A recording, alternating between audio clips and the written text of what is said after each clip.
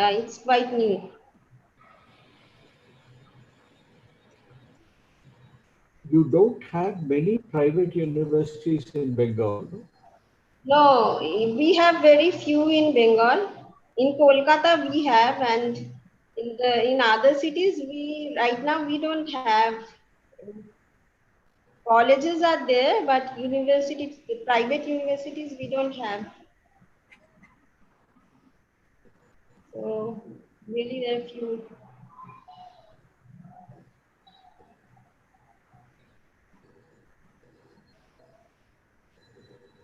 How many seminars have you done like this? This we are having like every school is organizing. We organize like about 10. This is the 10th one. So and the other schools are also organizing. It is happening for the students and for us. Sir, And they're working with we have, difficulty. sir, we have given this seminar series name Life Science in Lockdown Period. So we are doing this. This is our 10th seminar, sir. Your voice I can't hear very well, but Sansa's voice I can hear very well. Chiranjeev sir, can you be a bit loud or adjust your Yeah. some way? Is it audible? Is it audible? Yeah, Hello. uh, your volume is low. Yeah, I guess it's. Can you increase a bit, sir? Maximum. Hello. Is it audible now? Yeah, it's audible. It's better now. Okay.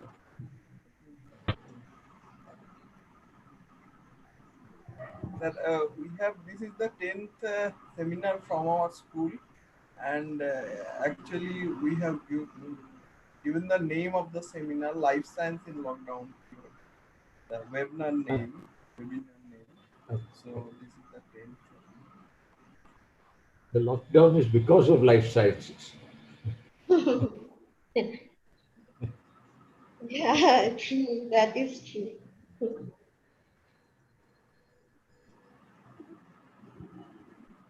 So, how is the situation in Bangalore right now, sir? I think today it's opened substantially. Last week was many things have started now, but still some restrictions are there. Okay. I'm still at home. I'm not going to NCBS because there are so many restrictions in the. Yeah, yeah. Now it is. Yeah. Yeah. It's so And contagious. That's a difficulty. How no, and we. at my age, I'm advised not to go here and there too much. Yeah, it's true. Like it is like the age group is really important for this. Like the I guess 60 years plus and the children below 10 years, like yeah, they're more prone to this kind of.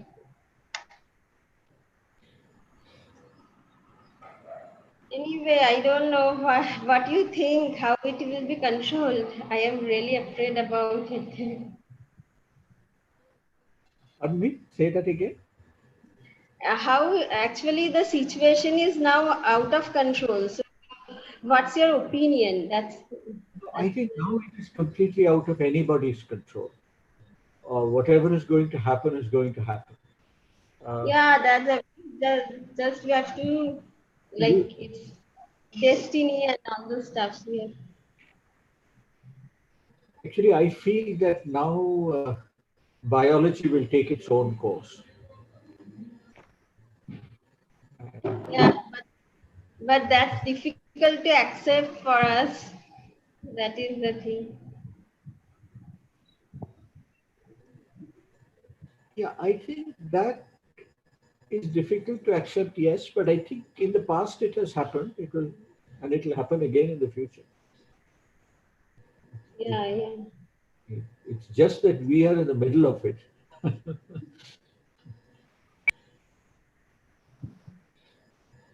Yes, that's the thing. So, See, actually, if you look at death tolls around the world, more people are killed by human beings than they are killed by viruses. yeah, that's true. And there is, yeah, a lot of things happening. Those are unacceptable, really. So, So I don't think. Also, I suspect the virus also will attenuate a little bit as it spreads through the population. It has yeah. probably already spread through the population. Mhm. But it is so infectious. That's the most, It is that is in, terrifying. That is terrifying. but for most people, it doesn't matter. They are not going to get any. They are not going to become sick at all, or if they become sick, they'll be very mildly sick, just like when you have a mild flu. It won't be more than that. It's only for a section of people that this is going to be severe. Yeah, yeah, that's the thing. That is happening because the physicians are saying like that. Many people are like it's a regular flu, and those It's who a are getting the severity, those people are being admitted to hospital. That's the way it is happening. I think it's important to look after people who are really sick without thinking that you can control the spread. The spread has already happened. Yeah, this we can't control during the lockdown. We can't control. Now that the lockdown also is not there, it will spread a little faster. Yeah, yeah, So that's the thing.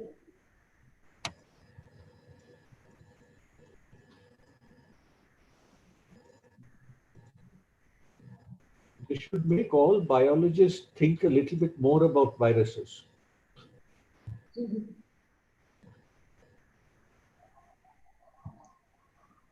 Yeah, here there are many biologists in this, like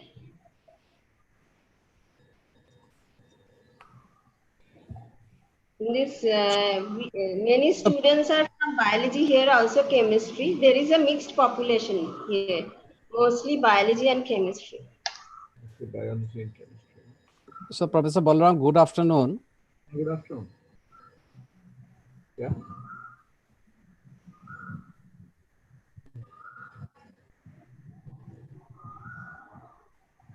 Miss Datta, can you hear me? This is Dipankar speaking. Dipankar Yeah, yeah, Krishnaresh. yeah. Good afternoon, sir. Good afternoon, and welcome to our webinar. Yeah, good afternoon. Good Yeah, thank you. Thank you. Professor Balram, there is a couple of minutes there. I am actually, part of the School of Management, but, this is area like everybody else, I am very curious.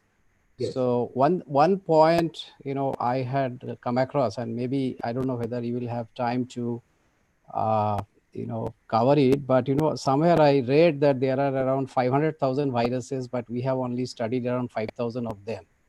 And of course, on the top of that, we have this, the various labs which are working on viruses. So, one question I really have is it a reality whether it's COVID or not?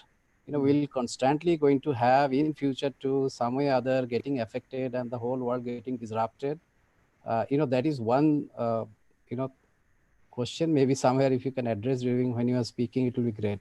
Just thought I'll take these 2 minutes to just highlight this. Actually, I'm not going to say very much about viruses, but it is true that uh, uh, there are a very, very large number of viruses, much more than the number that you have said of 500,000.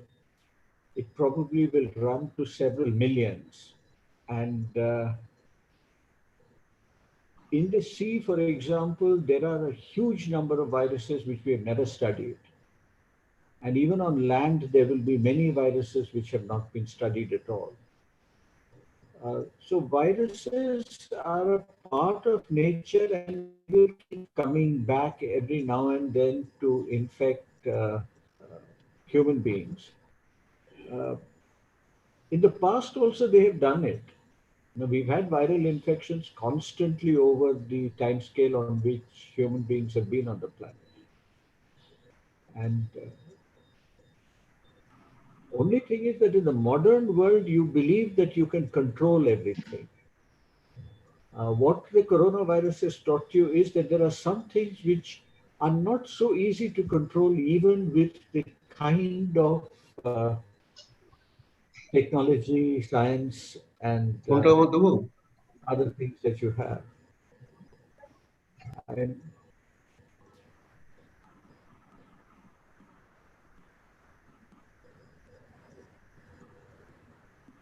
Thank you.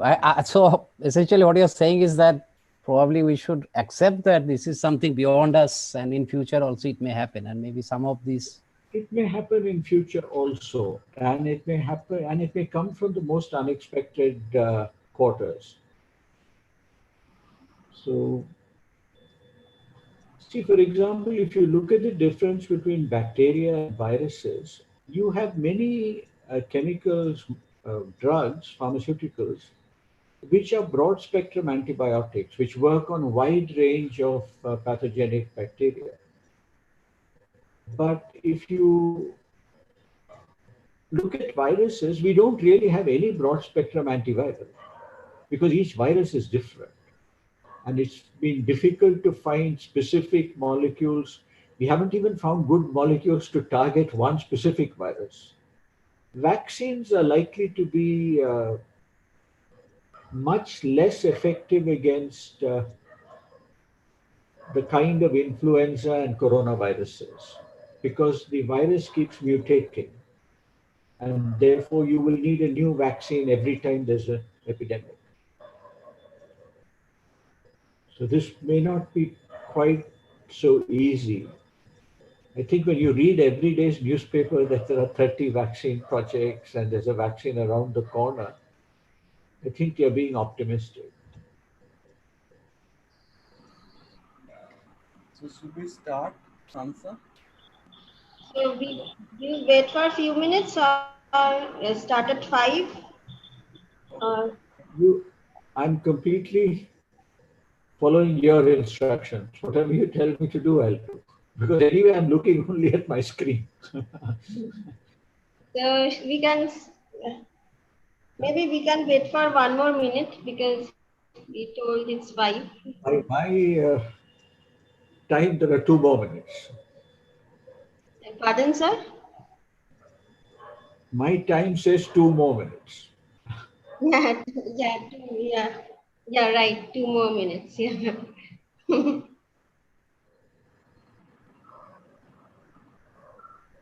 Good afternoon, sir. May I ask you a question, Sure, if you permit? sure. Sir, I'm a student from BSc Biotechnology from Adamas. Sir, I was going through the newspapers and reports. So I saw that New Zealand is a country which successfully flattened the curve, and today they have released their last corona patient. Yes. Therefore, many countries have successfully flattened their curves and are heading towards a better future. So like in India, we cannot just say that we have to leave it on destiny, but there must be some kind of uh, way, right? So what would you suggest, that what kind of rules and regulations and what should be done, sir? Because this is very scary right now. What's the condition of India? Because even after lockdown, our curve hasn't flattened. No, I don't think it's easy to flatten a curve in India. It's too large, too many people, and living in widely different circumstances. People like us can remain in isolation, but huge numbers of people have no chance of remaining in isolation. So I think terms like flattening the curve and isolation social distancing. All these are terms which can be used maybe by 10% of our population, maybe 20% of our population at best. And therefore, I think we are being very unrealistic. New Zealand is not a good example because New Zealand locked down when they had very, very few cases. And there is no guarantee that if they open now, they can't permanent. Uh, I mean, New Zealand, uh, if you look at biological evolution, you can look at one of the last, look at the things that have happened, in South America before the Spanish went. The native of South America were getting along quite happily. But once smallpox was brought in by the Spanish colonizers, the entire population was wiped out. It was there, much fewer people were wiped out by the Spaniards, more people were wiped out by the virus. So in a way, I don't think uh, uh, complete sanitization of anything is actually a good thing. You will already see there are many factors which need to be explained in India. Despite the number of infections, our death toll is still relatively low, despite the fact that we have a very poor healthcare system. Countries which have had much better healthcare systems have had much higher death tolls for the same number of infected people. So even if one does not believe the statistics may be at least 50% correct. So I think these should be discussed actually. Okay, so should I start now? Yeah, we can start. Okay. Yeah, we can start. Okay, Sir, should we start now? okay. Welcome everybody. Welcome and good afternoon. Uh, on behalf of the School of Life Science and Biotechnology, Adamas University, I welcome you all, especially our honorable speaker, Professor P. Balaram, who was the former director of IIC Bangalore and second highest Indian awardee, Padma Bhushan. So I really grateful to you, sir, as you have agreed for this speech. And I also welcome all other dignitaries and our faculty members and also our beloved students in this 10th uh, webinar series that is in life science in lockdown period. And today's topic is biology, chemistry, and the unity of nature. So I would ask Dr. Sansa Datta to say about something about our honorable speaker. Thanks, Professor Chakraborty. Yeah, it's indeed a great privilege to welcome our honorable speaker, Professor Balram, in our 10th webinar. And he is the recipient of Padma Bhushan and twice prize. He is a renowned biochemist for his work on structure, conformation, and biological activities of designed peptides. Everyone know him by his name, but I will say in brief about him. Professor Balram obtained his BSc in 1967 from Pune University, MSc in 1969 from IIT Kanpur, and PhD in chemistry in 1972 from Carnegie Mellon University, USA. He worked as a research associate at Harvard University with Professor Woodward in the Department of Chemistry. On his return to India, he joined Indian Institute of Science, Bangalore in 1973, and he was promoted to professor rank in 1986. He has served as director of IIC Bangalore from 2005 to 2014. Presently, Professor Balram is an emeritus professor Molecular Biophysics Unit, IISc, and DST YUS Chair Professor, NCBS, Bangalore. Professor Balram has delivered lectures extensively at different universities and institutes of the country and abroad. He has made significant contributions in the area of popularization of science and scientific policy.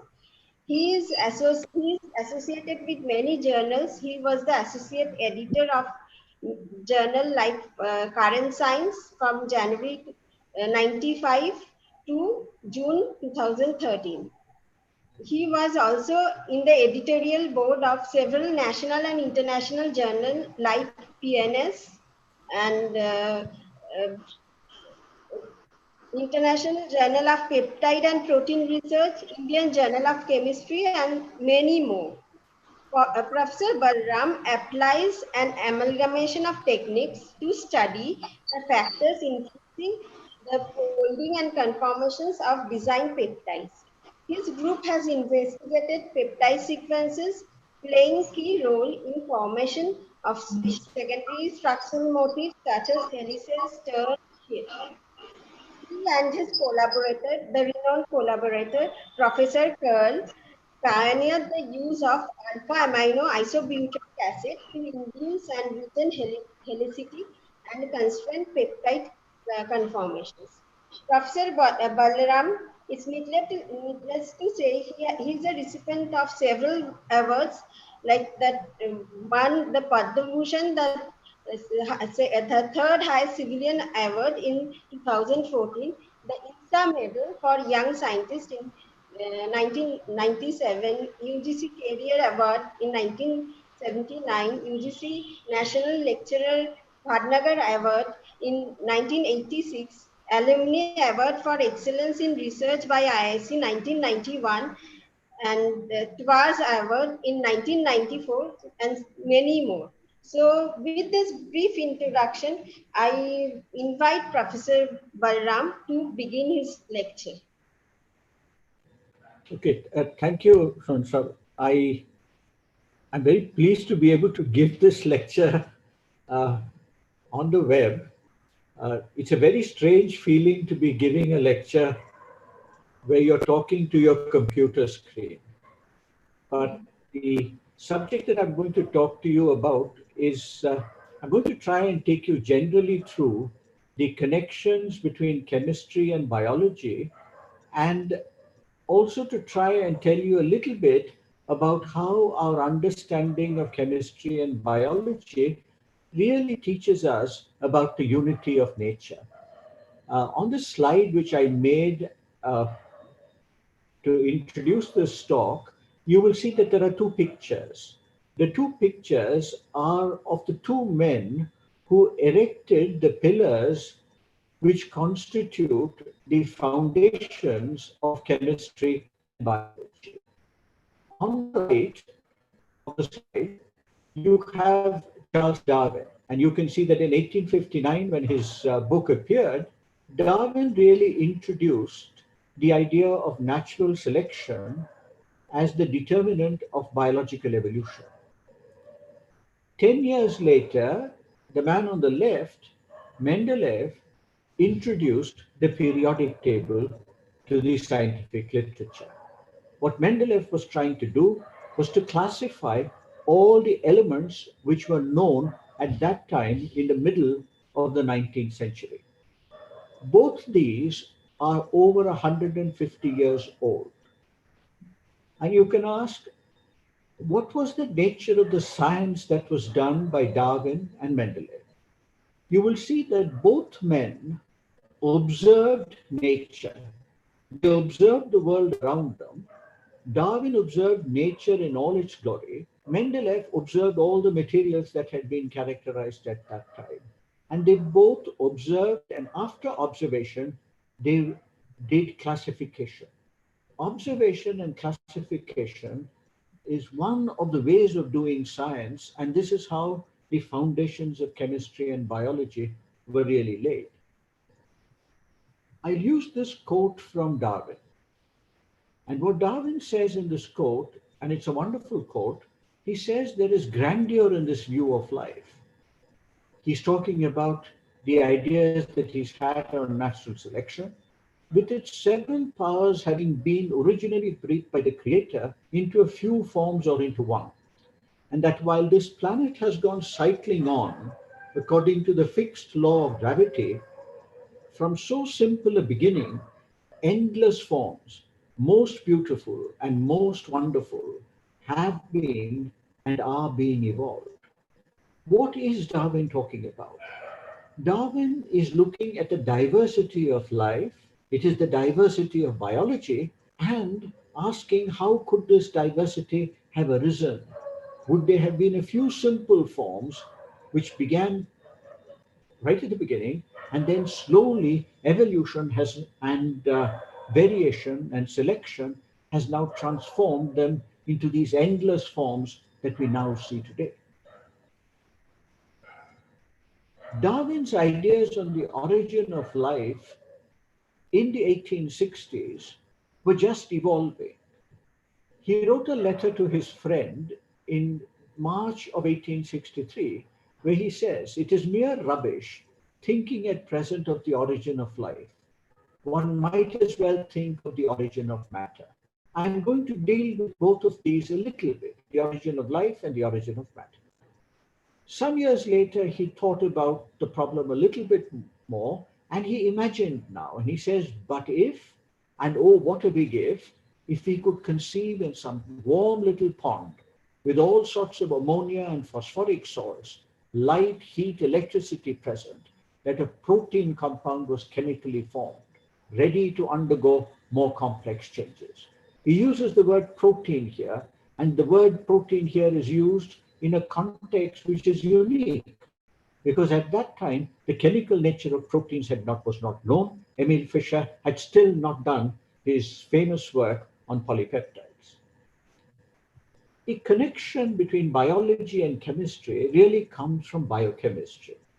And we might ask, when did biochemistry really, when was it born? Biochemistry was born when Buchner did his famous experiments in 1896, 1897. He did the experiments which established that you did not need yeast cells to cause fermentation. And if you took an extract of those cells, the cells were now crushed up, and you just took a soluble extract, the cell-free extract would also carry out the process of fermentation. This meant there were chemicals, enzymes, proteins which were present, which would catalyze all the reactions necessary for fermentation to happen. This really was the starting point of biochemistry. But let's take a look at Mendeleev's periodic table, which people usually have hanging on the walls of all the chemistry labs. And nobody ever looks at the periodic table, not even the students who are studying chemistry usually. It's there on the wall. The elements that you need are the elements that are marked in green. Those are the elements of organic chemistry. Those are the elements of biochemistry. The elements which are marked in pink, sodium, magnesium, potassium, calcium, and the transition metals, these are the elements that are necessary for life. And using these elements, nature now has been able to put together remarkably complex systems. And therefore, we now need to ask the question, how do we connect now Darwin and Mendeleev? But I want to take you back and ask a question. How do the elements form? Where do the elements actually come from?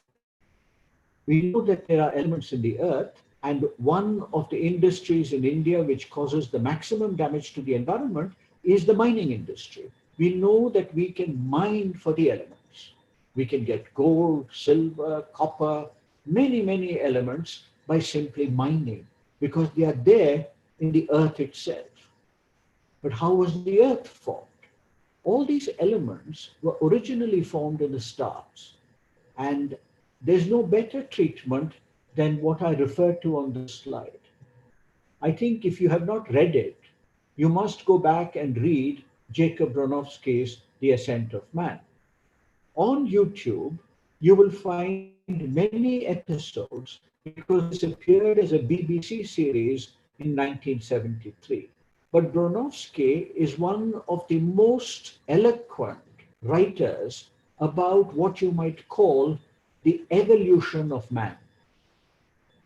And he begins with the evolution of matter. And he says in all the stars, there are going on processes which build up the atoms, one by one into more complex structures. Matter itself evolves. He then adds, the word comes from Darwinian biology, but it is the word that changed physics in my lifetime. Evolution is a very important word, and I think at the very end of this talk, I'm going to talk very briefly about cultural evolution, and therefore you must keep the word evolution in your mind. But we will take just one element, carbon. How is carbon formed in the stars? Carbon is formed in the stars when there is a three-way collision of three helium-4 atoms. Because of the very high temperatures in the stars, these kinds of reactions can actually happen. They are actually nuclear reactions. But three helium-4s do not collide. Two helium-4s collide first to give you a unit of beryllium-8, which then collides short-lived. And that collides with another helium-4 to give you carbon-12. And then he says the beryllium really is there for maybe 1 millionth of a second. And he says every carbon atom in every living creature has been formed by such a wildly improbable collision. This tells us what science has so far taught us about the evolution of the elements, from the elements to molecules, and eventually from molecules to biology. Evolution, as I've already mentioned, is an important word. And a little less than 50 years ago, in a few years it will be 50, the famous evolutionist Dobzhansky wrote an article in the American Biology Teacher, and he said that nothing in biology makes sense except in the light of evolution. Today, we do have a problem sometimes because politicians sometimes don't like what biological evolution tells us. He, he asks, does evolutionary doctrine clash with religious faith? It does not. It is a blunder to mistake the holy scriptures for elementary textbooks of astronomy, geology, biology, and anthropology. Only if symbols are construed to mean what they mean, what they are not intended to mean, can there arise imaginary, insoluble conflicts. You must look at this statement very carefully, because what this statement tells us is that there is really no conflict between religion and biological evolution. The ideas of Darwinian evolution now are here to stay. They may be modified, but they are here to stay. What about chemistry? I can't do better than to show you this slide, which is a slide which I have made from an article written by Arthur Kornberg about 25 years ago. In this article, he called chemistry the lingua franca of the medical and biological sciences. Today, if one wants to understand modern medicine and modern biology, it is most important to understand modern chemistry. I think one cannot overstate the importance of understanding chemistry. In fact, much of the problems in India with respect to both medical education and biological education stem from the poor training in chemistry which we impart at undergraduate level in these disciplines. So one must think about how important chemistry is. There's a difference between chemists on the one hand and biologists on the other, and they sometimes don't see eye to eye. But Kornberg said that this rift between the two cultures of chemistry and biology might derive from the apparently more right brain dominated character of biologists and the left brain dominated character of chemists. The two sides of the brain control different functions. The left contributes to analytical thought, to logic, The right contributes to intuition, creativity, to art, music, poetry. And therefore, you can see that if you're interested in both chemistry and biology, you must work right down the middle and you must be schizophrenic a little bit, sometimes thinking like a chemist and sometimes thinking like a biologist. What has chemistry done in all the years that it's been around? It's been around now for pretty close to started maybe at the beginning of the 19th century or even in the later years of the 18th century. So chemistry has been around for a very long time. I don't know if you're giving a lecture in a lecture hall, you can look at the audience and judge who they are. But if you're giving a lecture to a computer screen, you don't know who is listening. Now, I don't know what the ages of the students are, but I suspect that most of them would have been very young in the year 2000. And therefore, they would not know anything about what the world was going through in the year 99, 2000. At that time, everybody was very excited because we were going to come to the end of an old century, a new century was going to be born, and a new millennium was going to be born. And every journal in science then began to reflect on the past century and the past millennium. So the journal Nature asked many people to write essays on what they considered was the most important scientific advance of the 20th century. If I were giving this lecture to you in an interactive mode, I would have asked you this question and asked you to name the most important advance of the 20th century. But one of the essays which I read, which has stayed in my mind, is this one by Václav Smil. He wrote an essay whose title was Detonator of the Population Explosion. And this appeared in 1999. And he says the world might be better off without Microsoft and CNN, and neither nuclear reactors nor space shuttles are critical to human well being. But the world's population would not have grown from 1.6 billion to today's 6 billion without the Haber-Bosch process. We are now closer to 7 billion. And what is the Haber-Bosch process? The Haber-Bosch process is the process for making ammonia. Now, why is this the most important scientific advance of the 20th century? This is because once ammonia was made, urea was made. And once urea was made, agriculture had its first fertilizer, first modern chemical fertilizer. The result of this was agricultural production went up, famines decreased, and the first agricultural revolution of the 20th century, the fertilizer revolution, is really because of the Haber-Bosch process for the synthesis of ammonia.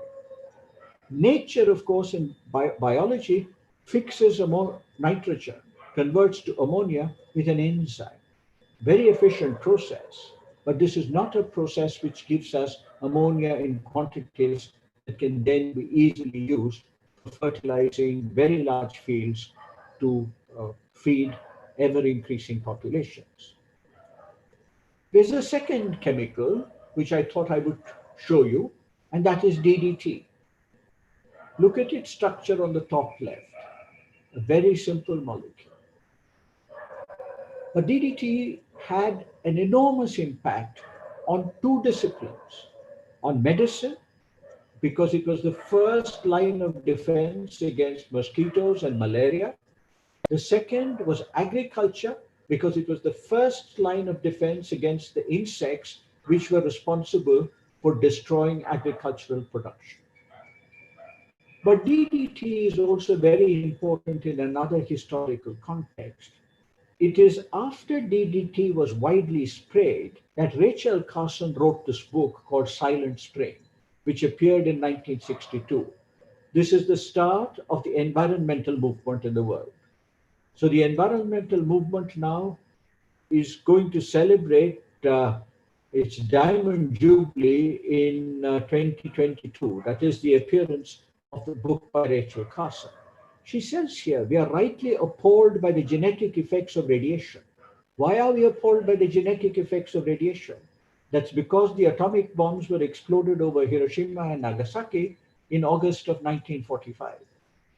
In August this year, it will be 75 years since that happened. Then she says, how then can we be indifferent to the same effect in chemicals that we disseminate widely in our environment? And that's really the first shot of the ecological revolution. But the relationship between chemistry and biology is a very intimate one. It's a very intimate one because every biological organism, with the exception of human beings, communicates with other organisms by means of chemical signals. Bacteria, all kinds of other parasites, animals, all of them communicate with one another by means of secreted chemicals. Insects and plants, for instance, bacteria and plants, bacteria and insects.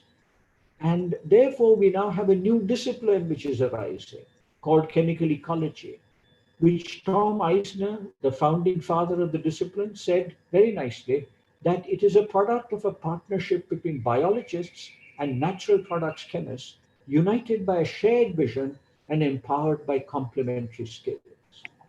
This is a remarkable fusion of two disciplines to allow you to understand how chemical communication takes place in biology. But in order to understand the relationship between chemistry and biology, uh, biochemistry stands right at the center. We must understand. I thought I would show you this slide by a very famous molecular biologist, Sidney Brenner, who again in the year 2000, in one of these essays, said this. He said, I once made the remark that two things disappeared in 1990. One was communism, the other was biochemistry, and that only one of these should be allowed to come back. Now, Bengal, of course, is a state where both communism and biochemistry flourished once upon a time. Now, of course, it may turn out that communism might really have disappeared. But I think biochemistry, where really which started in Kolkata, must in fact flourish once again. Because we do not have to resurrect biochemistry. It will flourish because it provides the only experimental basis for the causal understanding of biological mechanisms. So here is the case for biochemistry. Does simple chemistry and biochemistry help anybody? Today, for instance, we are often asked, what is the use of doing research? What has science actually done? Here's a very simple Nobel Prize. This Nobel Prize was given to Arturi Virtanen really for innovations in agricultural and nutritional chemistry, especially for his fodder preservation method. In the cold of Finland, in the years of the war, fodder which had been harvested had to be preserved. It could not be allowed to decay. And Virtanen found that decay was stopped if the pH was lowered to 4, which he did by adding sulfuric and hydrochloric acids. This later on became the method. Modern methods of conservation of fodder in the form of silage and hay were really developed. In fact, what this really needs is to have a pH where lactic acid producing bacteria grow and other kinds of bacteria which spoil the material are no longer allowed to grow. And this now again was a major advance in the field of nutrition. Let me for a moment look now at how biology has grown over the years. There are three pillars of modern biology. I've already shown you one of them, that is evolution. The other, of course, is genetics, which was erected by Mendel again in the middle of the 19th century. The connection between genetics and evolution is this. Genetics teaches us about the transmission of hereditary characteristics from generation to generation. But every generation is not identical to the previous generation. It is similar. Where does this variation come from? This variation comes from natural mutation and Darwinian selection. Selection is a very important term. But how are genetics and evolution connected? Genetics and evolution are connected by chemistry. What is this chemistry? This chemistry is the science of heredity. It's the chemistry of heredity. Oswald Avery in 1944 discovered that the pneumococcal transforming principle was deoxyribonucleic acid or DNA. Few years later, Watson and Crick established the double helical structure of DNA. Incidentally, Watson and Crick do not cite the Avery paper in their famous paper in Nature. But it's really Avery who established that DNA is the genetic material. What the double helix did was it showed you what is the copying mechanism. What is the mechanism of heredity, the chemical basis of heredity. In my state of Karnataka, there are two terms which I hear very frequently: information technology and biotechnology. Now you can ask, where did these terms come from? And it's interesting that the two dominant technologies of our times have their roots in fundamental science. Avery, of course, I've already mentioned. In the 1940s, he established that DNA is the genetic material. That is the foundational work for biology and for biotechnology. Claude Shannon, who actually began the field of information technology, he wrote this famous book called The Mathematical Theory of Communication in 1948. He also published a paper in the journal Science, which is really the first shot in the information technology revolution. His PhD thesis, written in 1940 at MIT, has a very interesting title. It says An Algebra for Theoretical Genetics. So you can see that even at that time, there was thinking about the units of information which are there in biology. Genetics deals with information, and the ideas of genetics and the ideas of information technology sometimes coincide. I want to show you now a chart which will be there in every biochemistry lecture hall. And just like the periodic table, this will hang on the wall, but nobody will look at it. Because if you look at it very closely, you will find that it's very complex. And it looks like a traffic map. And it is, in fact, a traffic map of where chemicals go in cells and how they transformed into one another. This is the metabolic chart. This is what keeps cells working. This really summarizes the biochemistry of the cell.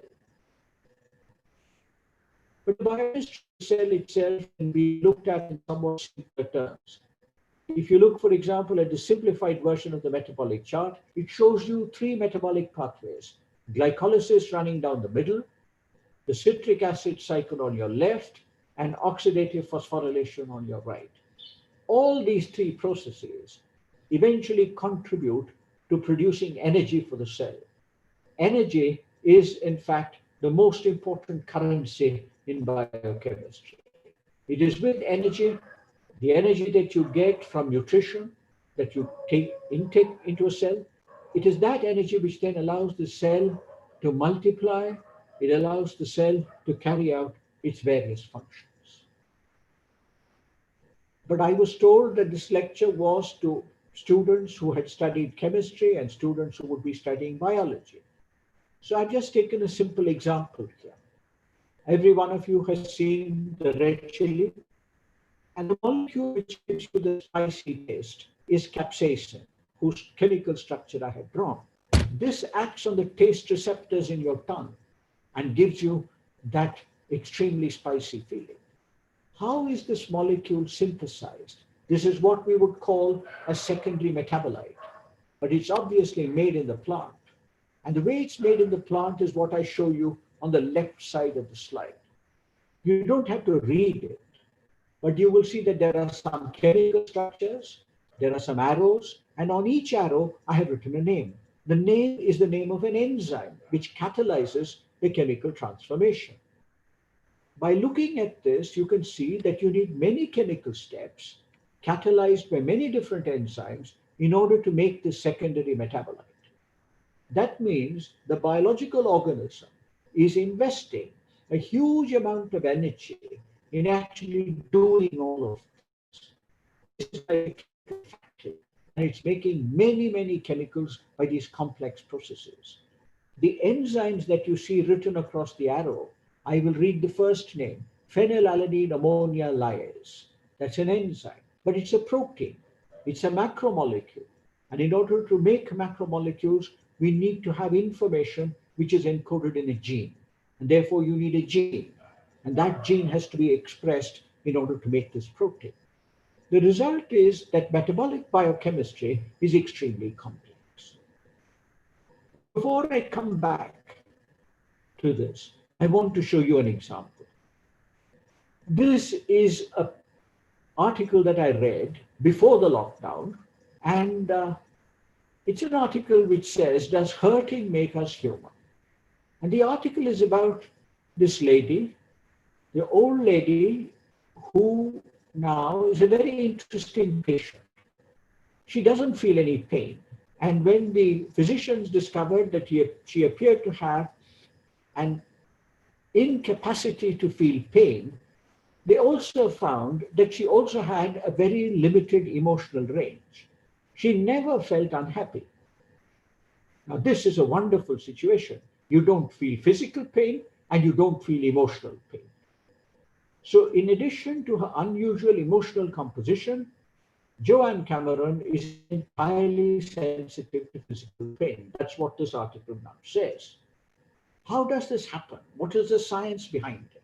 The science behind it is just this, that in our brain, we make a molecule, and the molecule has an interesting name.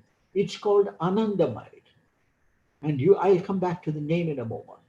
Anandamide, which looks like the kind of name that you would have given if it had been produced in Kolkata, wasn't produced in Kolkata. It's actually produced in your brains, but identified in an Israeli laboratory. Anandamide is a chemical which is produced in the brain, which now binds at the same receptor as tetrahydrocannabinol, which is the active constituent of marijuana, bhang or hashish, with which people are very familiar.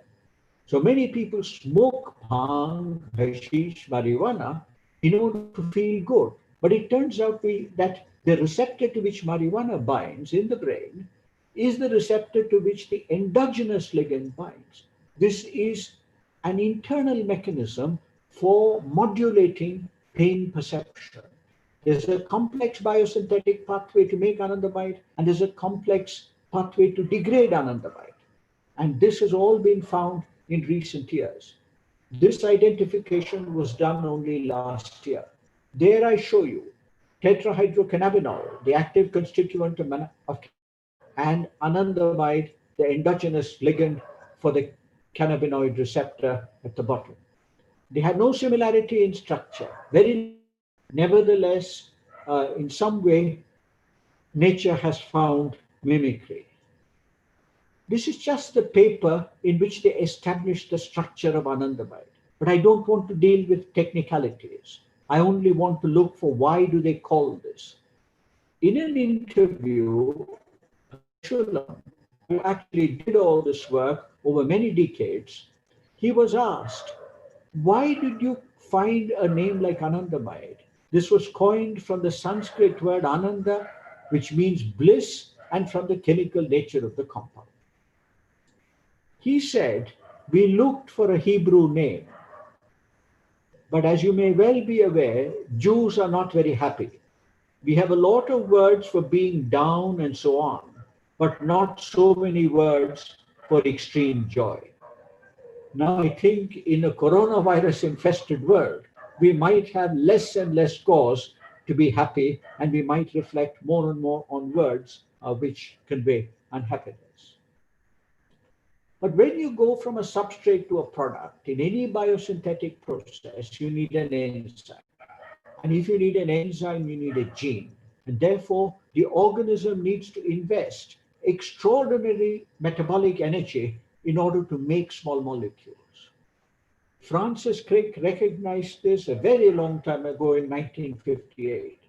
He said it is at first sight paradoxical that it is probably easier for an organism to produce a new protein than to produce a new small molecule.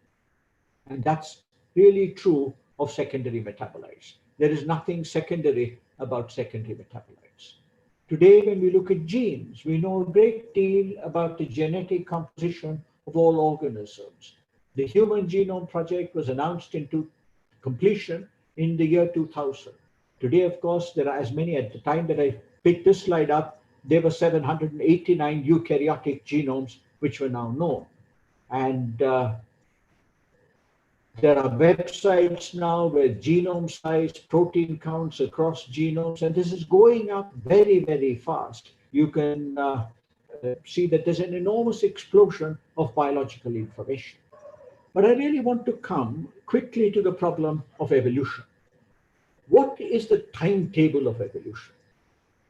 This article in Science, whose reference I've given, discusses this beautifully. How old is the Earth? The Earth, right there, we have maybe about 5.6 billion years old. That's when the Earth was formed. When did biological evolution really begin? Possibly somewhere the first signs of biological evolution may have started somewhere at around 3.5 billion years ago in the Archean. And so as you go from left to right, you can see we are moving along in time, and this is all in millions of years, which is why I use the word billion. We come along, go all the way to the bottom of the slide and see. You will see somewhere along the line, dinosaurs have appeared, plants have appeared. Plants come relatively late. You begin to find microorganisms coming right up on top. You see multicellularity in eukaryotes around 1500. And then as you come along, you will find by the time human beings, Homo sapiens come, we're very recent. We imagine that we are the most important, but we are extremely recent. And it's taken all this while to reach this point. What are the critical events in evolution? One of the critical events in evolution was what is called the Great Oxygenation event. When the atmosphere of Earth went from being completely deficient in oxygen to enriched in oxygen. And this happened when the first photosynthetic organisms began to evolve. Energy of sunlight could be trapped, and then carbon dioxide fixation began and oxygen began to be released. And this is the great oxygenation event. And after that, eukaryotes began to evolve rather quickly. So you can see the origin of eukaryotic evolution now. This dates back to about 1500 million years ago. When did chemicals come? Chemicals might have been formed on Earth very, very early. This is an experiment which was done by Stanley Miller in 1953. He took a flask, filled it with ammonia, methane, hydrogen, and steam, and passed a spark discharge through it, an electric discharge. He got a residue at the bottom in his flask and analyzed the residue by two-dimensional chromatography. And what you then see here is a set of spots, and these spots belong to the amino acids. This sample with which Miller demonstrated the formation of amino acids under primitive Earth conditions is called the origin of life experiment. Many years later, the same sample was reanalyzed with a modern method of mass spectrometry, and it was now found that there are over 200 chemicals that are now formed. Once chemicals are formed, then in Darwin's warm little pond, maybe the first cell could be formed. Bacteria, archaea, and eukarya, the tree of life that you see in biology textbooks, will have a last universal common ancestor. We don't know what this last universal common ancestor really was, but in today's literature, like in an article in Nature in January of 2020, there is a very interesting article on the isolation of an archaeon at the prokaryote-eukaryote interface. But you can see when we look at all these organisms, there is man. Man is relatively insignificant on the scale of biology and on the scale of both geological and biological evolution. What about prebiotic chemistry? One of the most important molecules in prebiotic chemistry is hydrogen cyanide. which is there in the interstellar atmosphere, which can be formed in the stars. And from hydrogen cyanide, you can see that with this simple chemistry, you are now being able to see adenine, guanine, hypoxanthine, and all now appearing. This is the chemical formation from HCN. So chemicals can also form from very simple precursors. Where did these chemicals come from on the Earth? They may have come from the comets. Two chemicals which could have come from a comet are formaldehyde and hydrogen cyanide. And if you have formaldehyde and hydrogen cyanide, this very recent paper which has appeared a few years ago in Nature Chemistry tells you that HCN is a versatile precursor for making all these molecules. If you have a little bit of light, some little bit of copper, and a little bit of hydrogen sulfide, all of which was there on Earth in the early days, then you can make a large number of molecules of biochemistry. So you can see biochemicals beginning to evolve, and eventually probably somewhere chemical evolution intersecting with biological evolution. Why is life the way it is? Nick Lane calls this the vital question. He says bacteria evolved into complex life just once in 4 billion years of life on Earth. And all complex life shares many strange properties, from sex to aging and death. If life evolved on other planets, would it be the same or completely different? This is a grand question which one might think about. But I want to very quickly now, before I run out of time, show you how long human beings are there. I've taken this from YouTube. There's nothing much to see here, except that this tells you the world as it was probably about 200,000 years ago. About 200,000 years ago, there were very few people. There were very few hominoids. Homo sapiens had not yet arrived. And you can see now all of them concentrated here on the eastern side of Africa.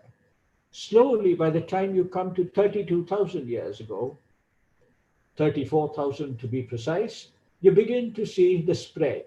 You can see the gray now spreading in other directions. If you go a little bit further, if you come to the beginning of the current era, or what is called now the Common Era, if you come to this, which is 2,000 years ago now, you can see that the world is now quite heavily populated, and you can see that India and China now are quite advanced. In many places in the Middle East. This is the last 2,000 years. So when in India we have many discussions of things which might have happened, we rarely ask the question, what happened 5,000 years ago or 10,000 years ago? Where were we? And it turns out that we would have all evolved from something that was very much simpler, something that was very much more primitive. There are books which have appeared which now argue that ancient DNA may rewrite the prehistory of India. And this is because we now have a new field of biological analysis, the ability to analyze DNA extracted from individuals who lived tens of thousands of years ago from fossils. So the fossil record is now going to teach us very much more about ourselves than we knew a few years ago. The ancient DNA analysis field is booming now. It's got 7,300 samples now, whereas in 2014, it hardly had any samples.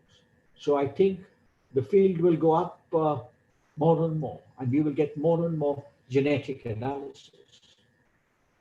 But in coming to the end of my presentation, I want to show you this book. If you haven't seen the book, you should see it. If you've got the book and you haven't read it, you should read it. And this is written by a historian. And what I liked most in his book was his treatment of biology. Because sometimes when an outsider to the field treats biology, they treat it in the simplest possible way. He asks, what is the connection between history and biology? And he asks a very interesting question. When did biological evolution now give way to cultural evolution? He says the immense diversity of imagined realities that sapiens invented and the resulting diversity of behavior patterns are the main components of what we call cultures. Once cultures appeared, they never cease to change and develop, and these unstoppable alterations are what we call history. So there is a definite connection between history and biology. When did this happen? He argues that the cognitive revolution is accordingly the point when history declared its independence from biology.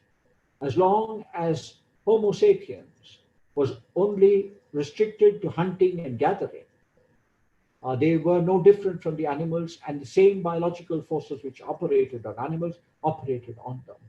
It is with the invention of agriculture, which is with the making people stationary, with the formation of societies, that cultures began to evolve. Because you need myths in order to keep people together. And it is these myths which now control existence even today. He says here, to understand the rise of Christianity or the French Revolution, it is not enough to comprehend the interactions of genes, hormones, and organisms. It is necessary to take into account the interaction of ideas, images, and fantasies as well. I'm reaching the end. Bronowski again in The Ascent of Man. He begins this chapter on cultural evolution by quoting Wordsworth, who says, "For nature to me was all in all." That is, to the poets at one time, biology was what they saw. And he says here, among the multitude of animals which scamper, fly, burrow, and swim around us, man is the only one who is not locked into his environment. His imagination, his reason, his emotional subtlety and toughness make it possible for him not to accept the environment but to change it. And that series of inventions by which man from age to age has remade his environment is a different kind of evolution, not biological, but cultural evolution. I call that brilliant sequence of cultural peaks the ascent of man. You can't say this better than Bronowski. He said it wonderfully well. Is there cultural evolution? Yes, there is. Cultural transmission is more complex than genetic transmission and may occur on shorter timescales, even within a single generation. And this paper in the Proceedings of the National Academy of Sciences actually discusses this issue. But I want to show you only one slide to ask a question. Can cultural evolution influence biological evolution? Because biological evolution happens on much longer timescales. But there is one example. It's a very interesting example. For much of human history, we were not able to digest milk. This is because typically we were not biologically constituted to drink milk. We were constituted to hunt. And therefore, we did not produce the enzyme that digests lactose. We lacked the enzyme lactase. But once cattle were domesticated and dairying came along, a genetic mutation that enabled the production of the lactase enzyme in adulthood was strongly favored by selection. This picture that I show you is from the paper. You see these little circles with red and yellow. The red and yellow, in the red regions, you have the enzyme lactate, and therefore you don't have many people who are lactose intolerant. In the other regions, where the yellow is more and the red is less, you have lots of people who are lactate intolerant. Therefore, you can see as you move from Europe, where dairy farming began first, as you move downwards, southwards, more and more people are lactose intolerant. This tells you something that should influence public policy. It is not a good idea now to introduce dairying and milk products into regions of Africa or in other tribal regions where lactose intolerance may be widely prevalent. But this is an example of cultural practices, nutritional practices, which now influence biological evolution by selection. Finally, to come to the connection between chemistry and biology, I show you a picture here of the man who really introduced the third branch of the tree of life, archaea. Carl Roos found this class of organisms which were distinctly different.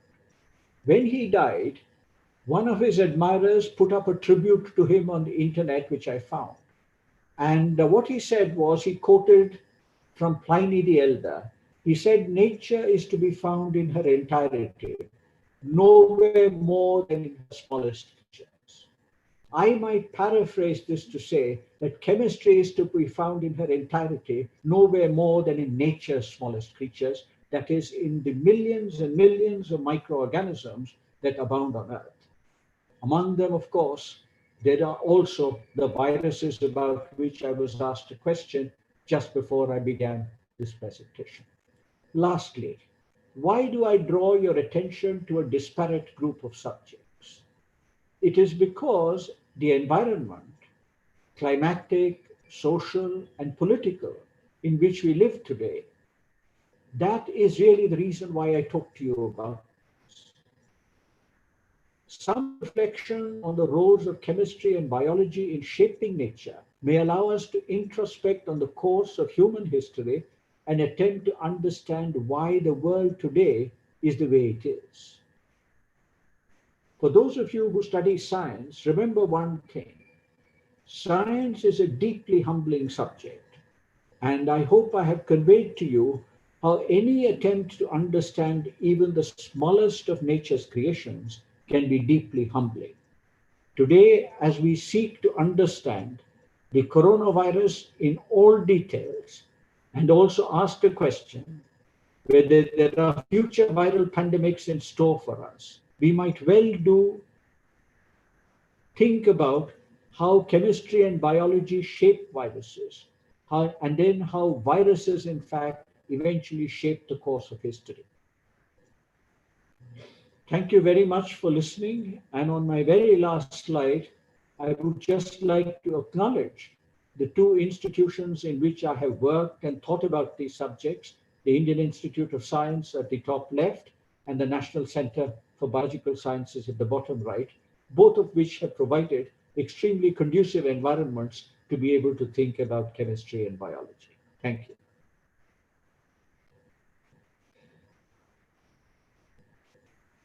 Thank you, sir, for this excellent talk. We have lots of questions, so I am putting those questions. We have one question, the first question from Dr. Kuntal Pan. How would you find your evolutionary journey as structural biologist from your 1979 Nature work on novel peptide structures to human hormone analysis from bone smell? Uh,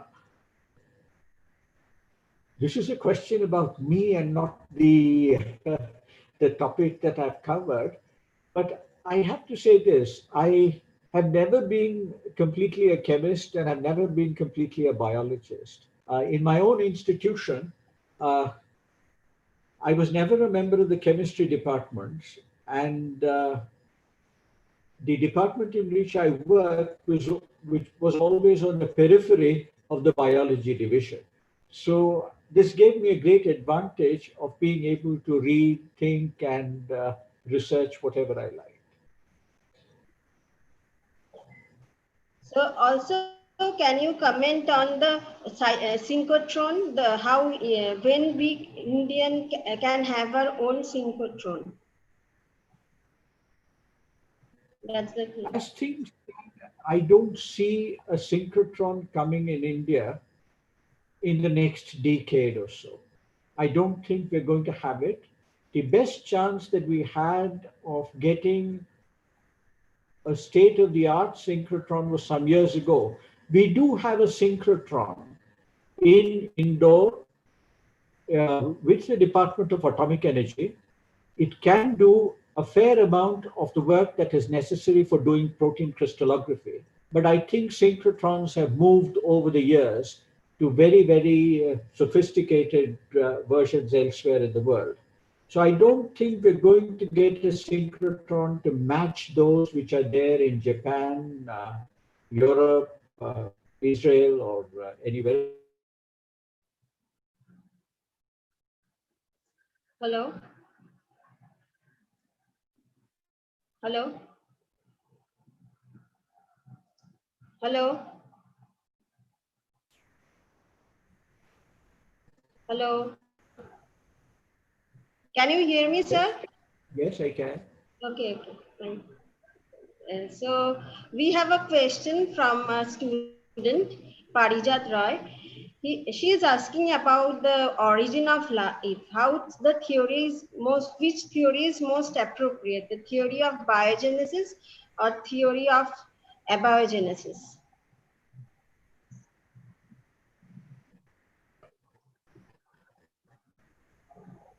See, the most plausible route to the origin of life would be formation of a primitive, more or less like what Darwin imagined, that somehow molecular aggregates forming, cell-like structures forming, and eventually the first cell emerging from the soup. There's been no experiment which actually says that this is true. There is a completely different view, which very controversial view, which has been put forward by the astrophysicist Fred Hoyle, in which he says life came to Earth by seeding from outer space. But this only transfers the problem of the evolution of the first cell to some other place in the universe. So that doesn't really take care of the uh, gulf between chemical and biological evolution. We don't know. That's all I can say. There is no good theory of how chemical evolution eventually merges into cellular evolution. Okay, sir. Next question again from Saurabh Bhattacharya, a student of ours. How the simple chemical inorganic molecules got triggered to generate the complex organic molecules related to central dogma of life. The inorganic molecules getting converted to organic molecules and how it can be related to central dogma of life. Actually, this distinction between inorganic and organic molecules is a somewhat artificial one when we consider the sort of elementary precursor molecules which may have been on Earth. Take the molecule hydrogen cyanide. Would you consider hydrogen cyanide as organic, or would you consider hydrogen cyanide as inorganic? You can ask a question, what's the definition? Yeah. Hydrogen cyanide has got carbon, hydrogen cyanide has got a hydrogen. What is it? Now, it turns out that we would rather not define it now. Both inorganic and organic chemists don't like hydrogen cyanide because it's poisonous. But we have many molecules like this, which, in fact, on early Earth, there were a lot of hydrocarbons. Hydrocarbons are there in Earth. We are all the time extracting hydrocarbons. So you can have molecules like methane already present.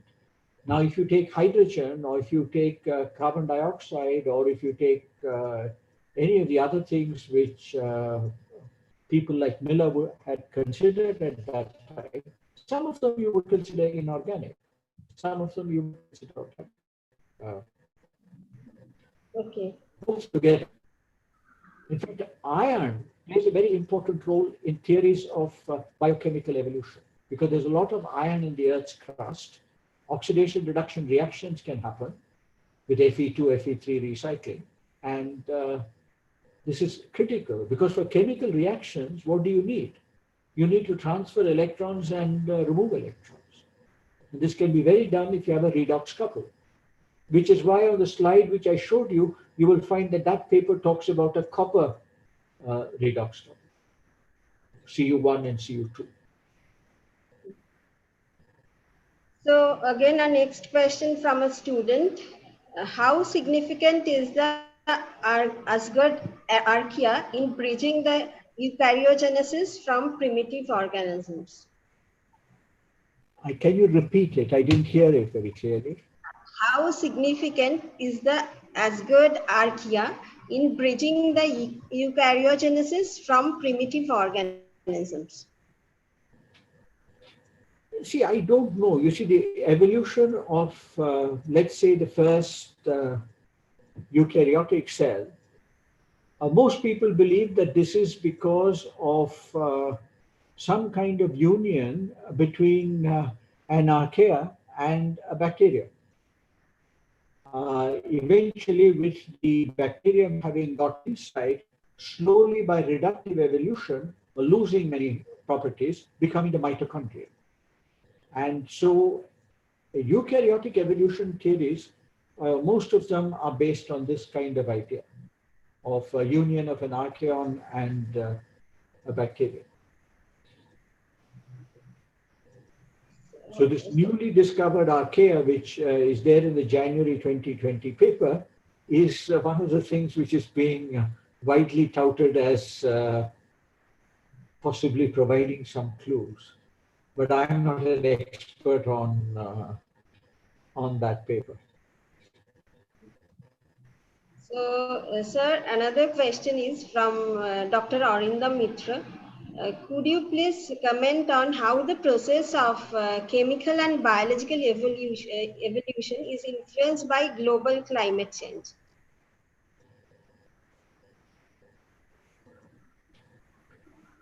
I don't know, this is hard to say because what the people who argue for the very adverse effects of climate change, they will say that if you have more and more climate change uh, and loss of biodiversity, we will actually head towards some kind of extinction events. We already have had extinction events. It's not very clear that recent extinction events are due to uh, anthropogenic activity alone. There have been biological extinctions in the past. So climate change uh, and connection to chemical and biological evolution, I don't think we can really say very much. It will affect the environment, it will affect uh, biodiversity, all of that will be affected.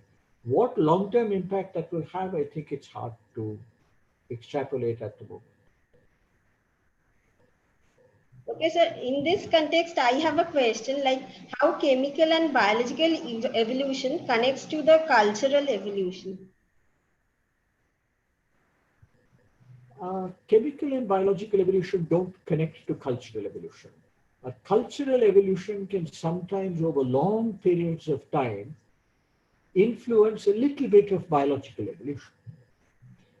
Uh, the lactase example which I gave is that, you know, animals, we have a lot of discussion on this in India, so you must think about this.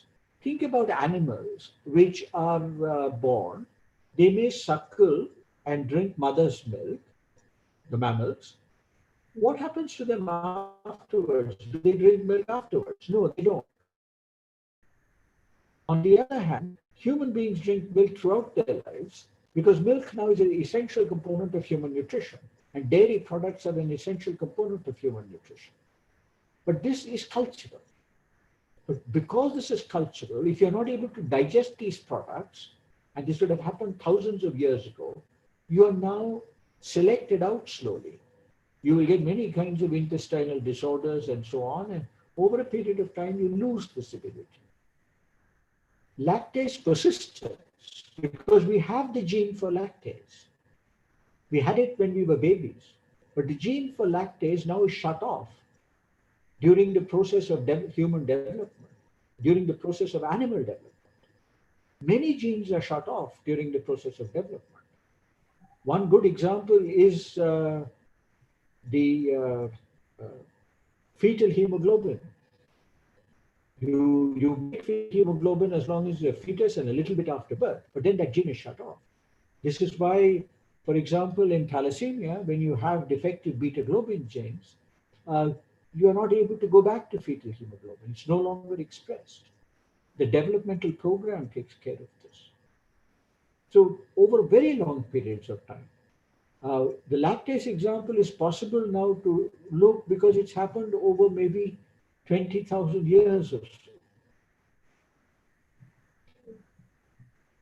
Because that's around when dairy and domestication of cattle and other things began. Okay. Today, when Thank I can tell you that this is a cultural practice. Today, for example, when we venerate the cow, we venerate it as a cultural practice. It's not a biological necessity. No. Because 5,000 years ago, whoever was living here wasn't drinking. Right. Yeah. So another question related to evolution. Humans are still evolving. Then, in which direction evolution is taking place? Evolution doesn't go any direction. It is only people who think about cultural evolution who think that in some way human beings are superior. Biology doesn't consider any organism as being superior to any other organism. All the organisms are there. They are best suited to the environment in which they are living. After all, we are not going to go and live in the hot springs. We are not suited to that environment. Whereas so many bacteria will be suited to that environment.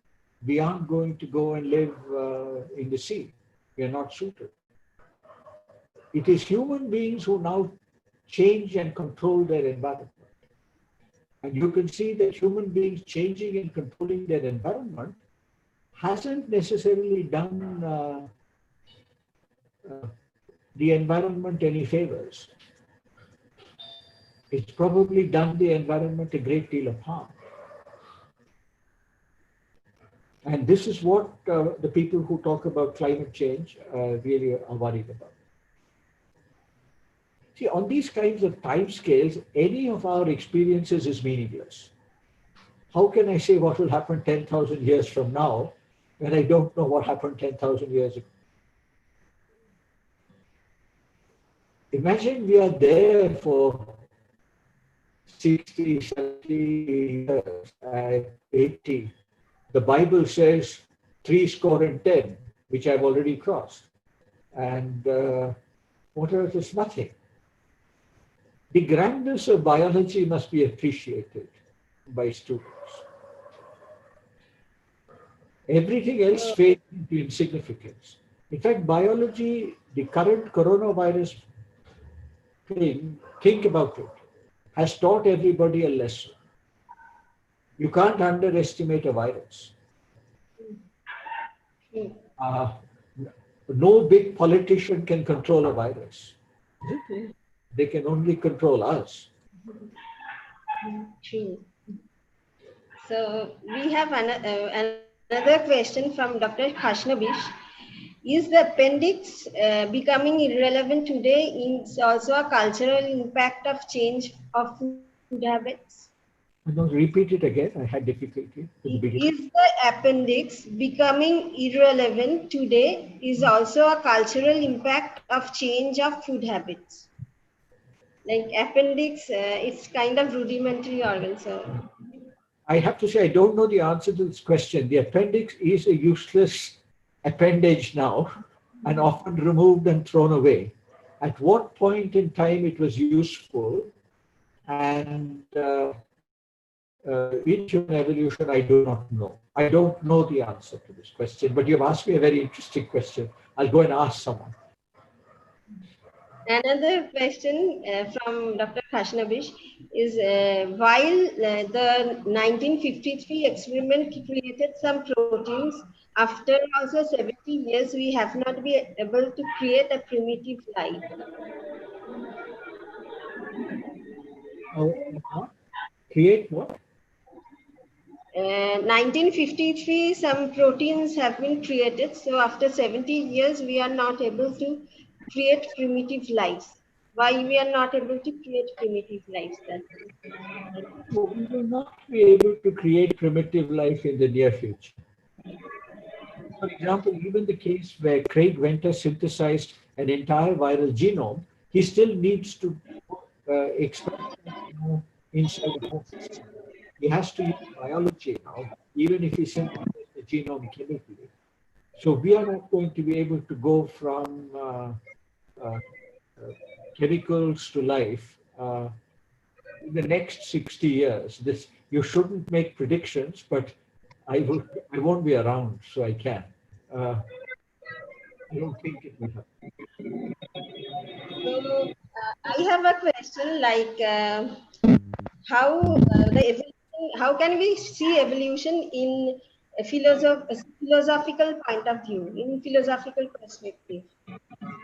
like philosophy of chemistry and philosophy of biology. That's That, Tidige that you should ask someone from a philosophy department. Uh, one thing that people have great difficulty with the word evolution. Evolution seems to imply that you are improving constantly, but this is not the case. Uh, what is happening is that you are getting better and better adapted to uh, live in the environment in which you find yourself. So, evolution doesn't go in a straight line.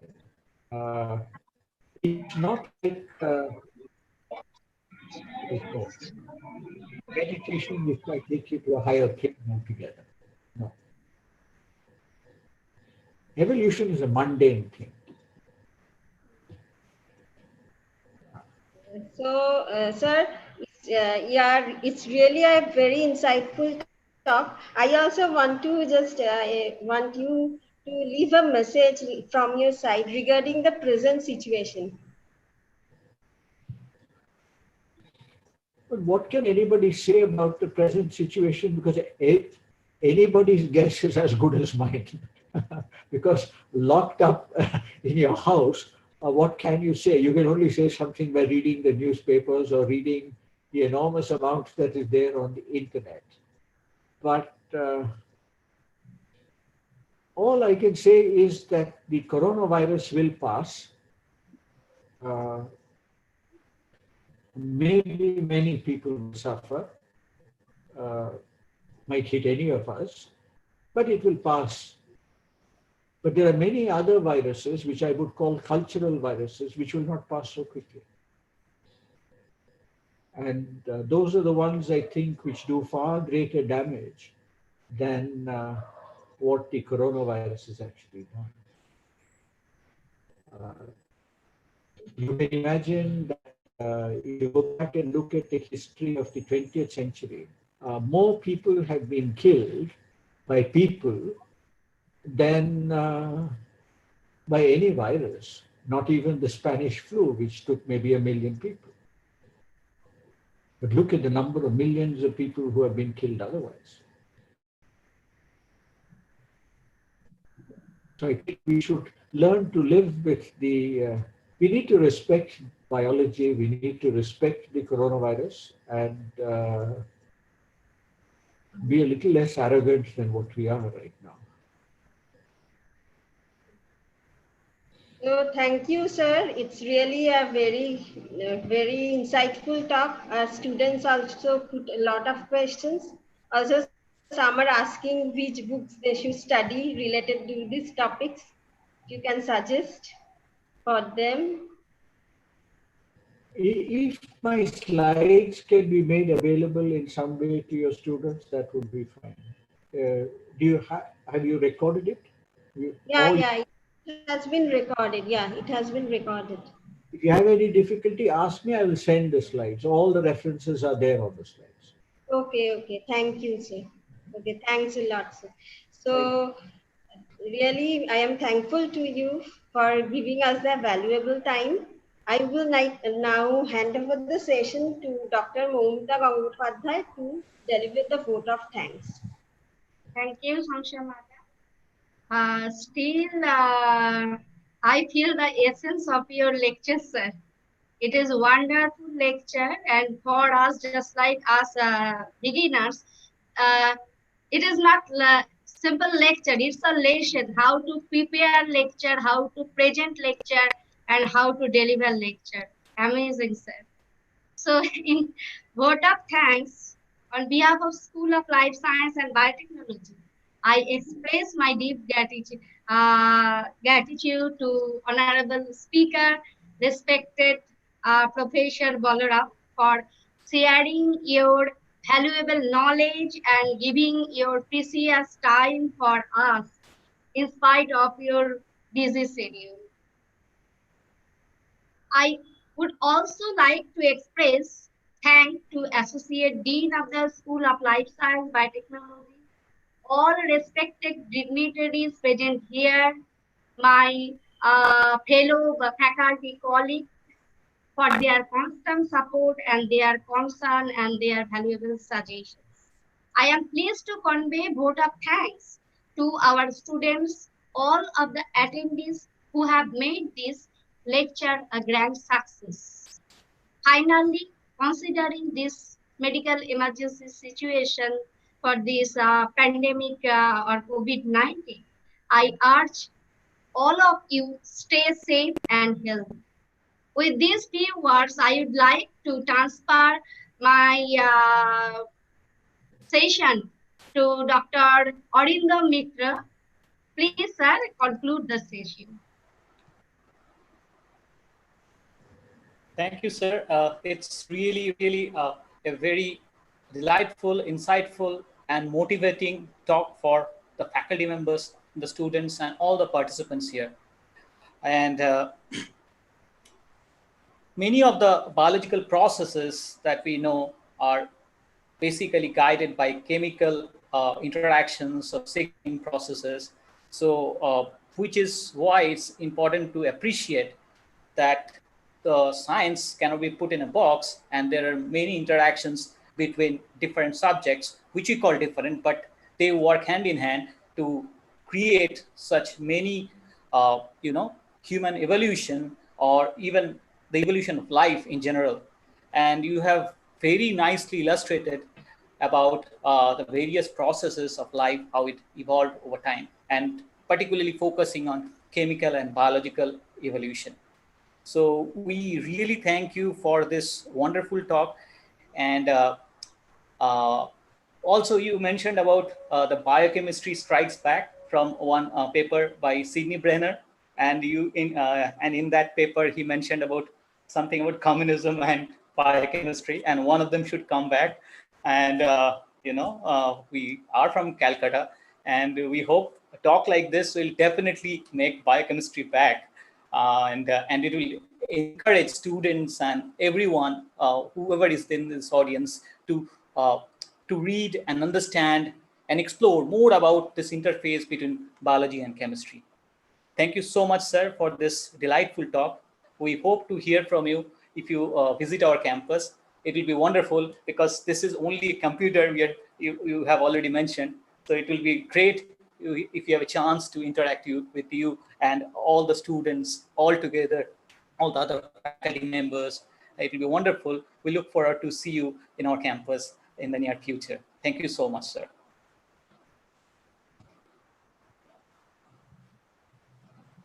Thank you, sir. Thank you.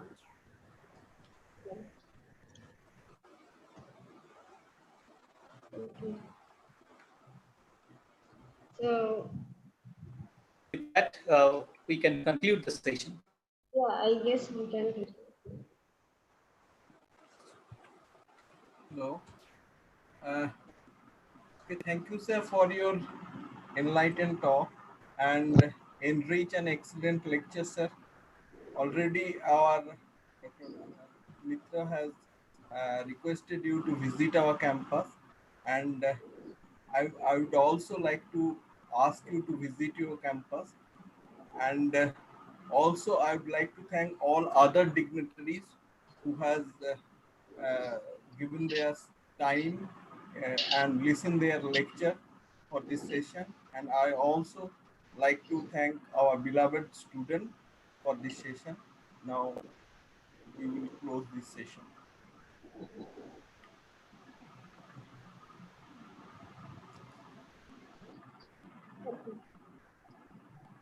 with the post. We can end. হ্যাঁ সংসাদী and করে দাও In We can end this. হ্যাঁ and করে দাও